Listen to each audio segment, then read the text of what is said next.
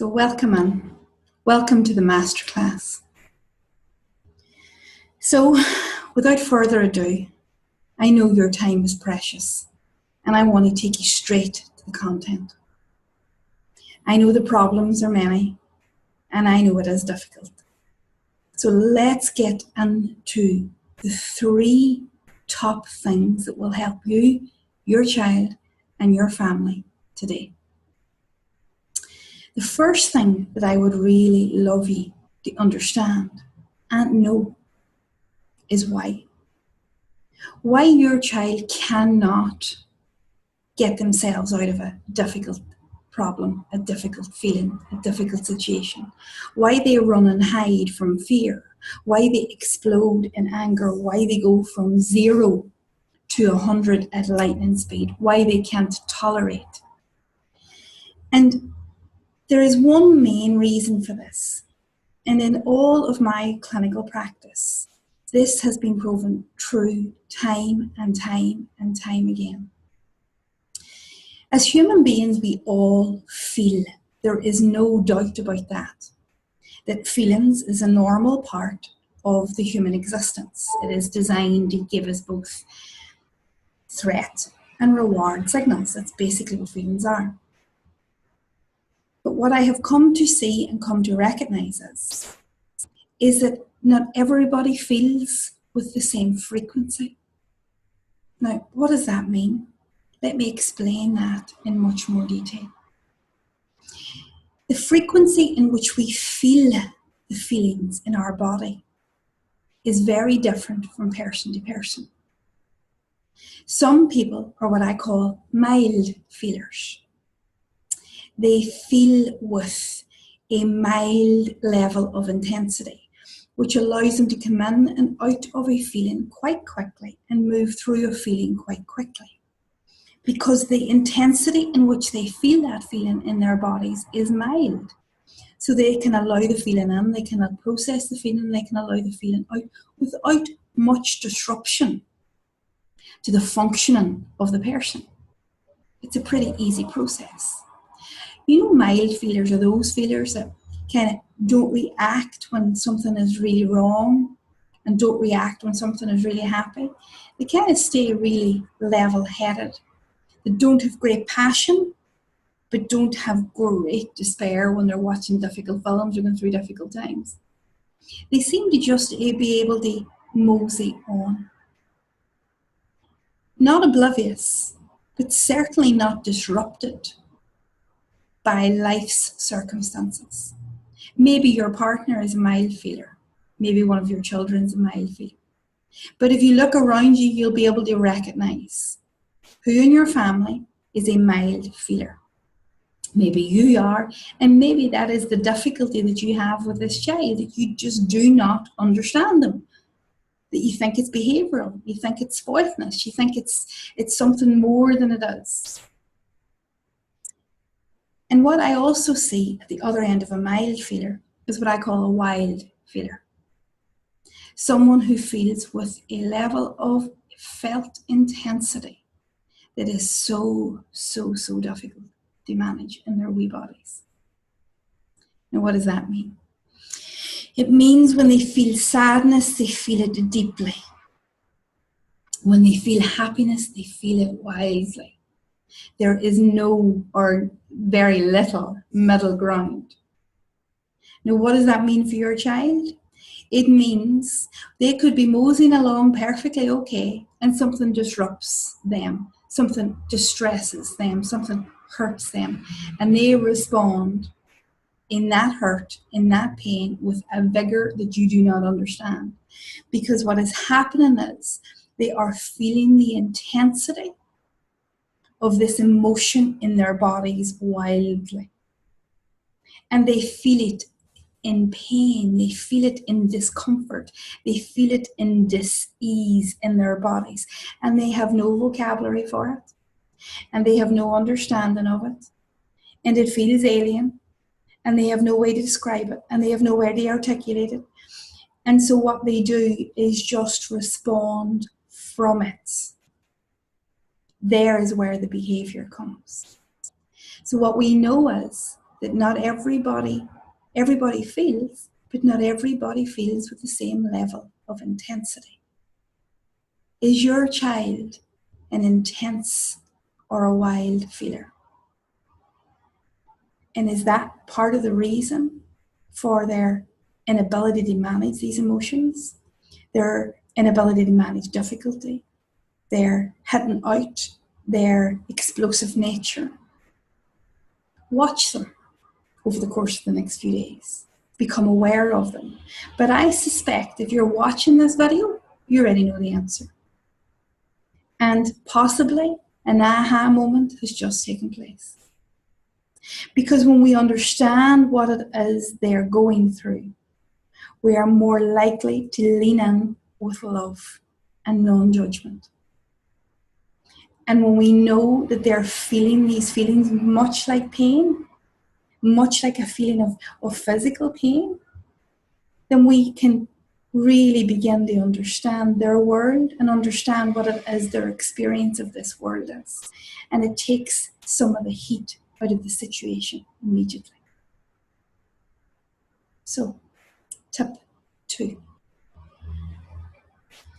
How do we help these children who are wild feelers? How do we facilitate them? How do we help them process? One of the best techniques, one of the best tips that I can give you to implement today is to begin to talk about your feelings. Talk about how you feel. Normalize feelings at home. Normalize even the sensations that come with feelings. Normalize the intensity in which those sensations come. So you can talk about your feelings. I've had a bad day at work. It was really difficult. God, I'm so nervous about this thing that I have to do. And talk about their feelings. Reflect what they're saying on an everyday basis. Just really basic, lovely conversation. Doesn't have to be a big problem-led conversation. Can be a basic everyday situation when they come home from school and they put their school bag down, when they're sitting at the kitchen table, when they're having their dinner. When you can have open conversation. Listen for their world through feeling. Listen to their stories. Listen to their problems. Listen to their, it doesn't even have to be a problem. Listen to their world and pick up on their feelings and reflect them back. That sounds as if you are afraid. Yes, that can feel bubbly. That can feel strong. I understand that.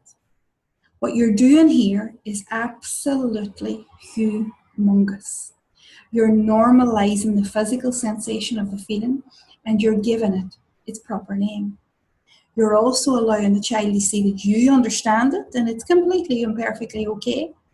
And you're opening up a space for you and the child to openly talk about feeling.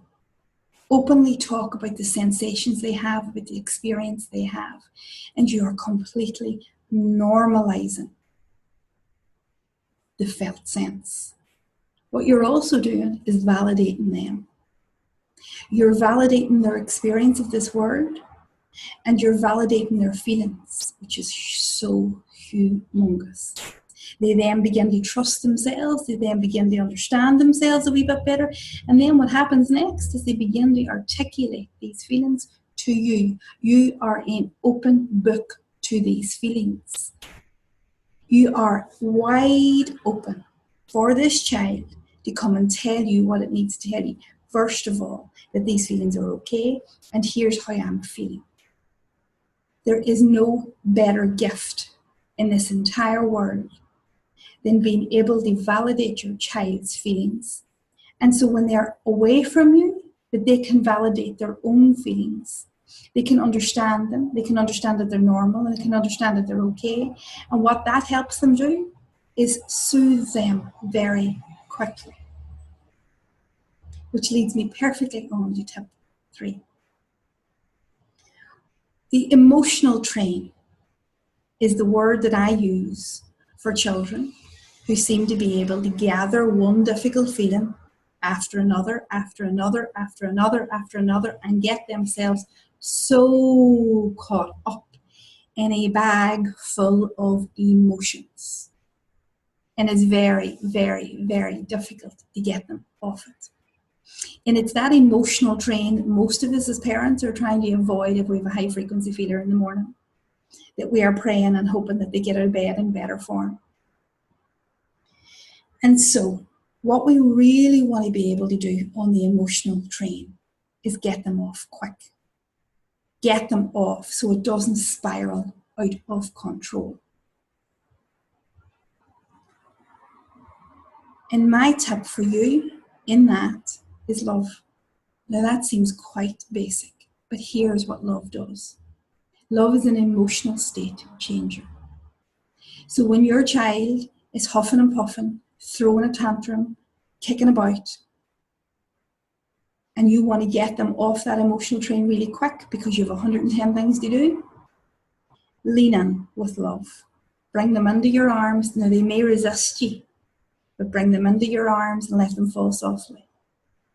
When they feel that love, when they feel that connection, when they feel that belonging, when they feel that strength from you, that validation from you, that love, that connection from you, what happens is that this feeling in their bodies, this ease, this annoyance, this anger, whatever it is they've been carrying, whatever it is that started this bad emotional train, starts to fall away. Child gets an emotional state changer. The two biggest state changers that you can help your child with is love and gratitude. Gratitude is one of the best emotional state changers for older children, and love is one of the best emotional state changers for younger children. Lean in with love. Pick them off the floor. Give them a big hug and a kiss and tell them everything's going to be okay. Explain that you know how they feel, that it's frustrating, that it's angry. We know that your brother annoys you. I know that your sister drives you crazy. Come here. And what you do is you get them off that emotional train really quickly so that you can have a conversation down the line about what it was that was causing them difficulty. But you lean on with love or you lean on with gratitude, depending on their age. And you give them an out. You let them off the train of emotion because you've shifted the emotion for them. You see, the reason that they can't do this themselves is because they are not an emotional master. They do not know how to recognize the feeling, name the feeling, understand the context of the feeling, soothe the feeling, let the feeling move past them, let the feeling move in and move out. They do not know how to change that emotion themselves. They don't know any of that. So when this emotion takes root, they get into all sorts of difficulty. They don't understand it. It causes confusion. It causes more anger, and they start to build on these emotions. So until they have that skill base, until they have that understanding, until they are able to articulate, until they're able to validate, until they're able to understand and soothe it themselves, you have to help them out of it. You have to help them through it. And the best way as a parent that you can do that, especially with young children, is lean in with love right away. Get them off the train. Give them an emotional state change. Now, let me explain an emotional state change a wee bit better for you.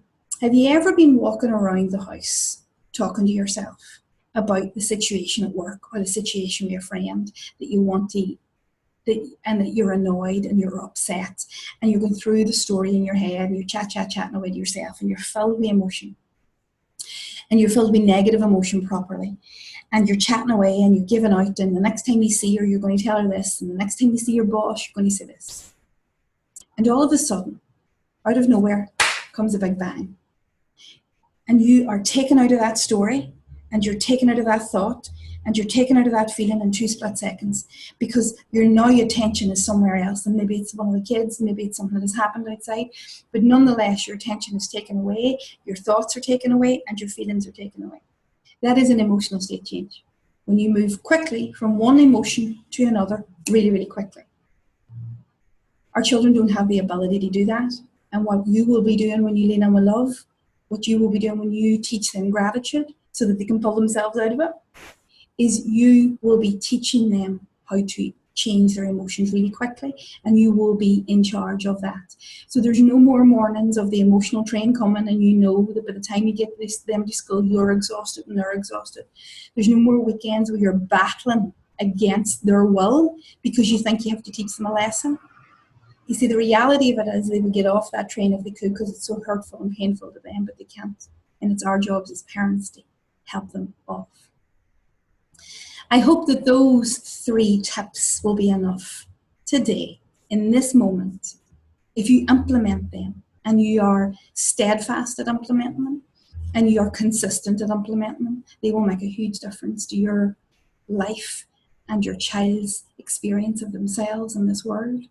And they will make a huge, huge difference to the quality of family life and to your relationship with that child. So I really do hope that you use those 3 tips to your advantage, because I know the power of these tips. I know the power of emotional mastery in families. It's an amazing tool and I wish you all the best with it.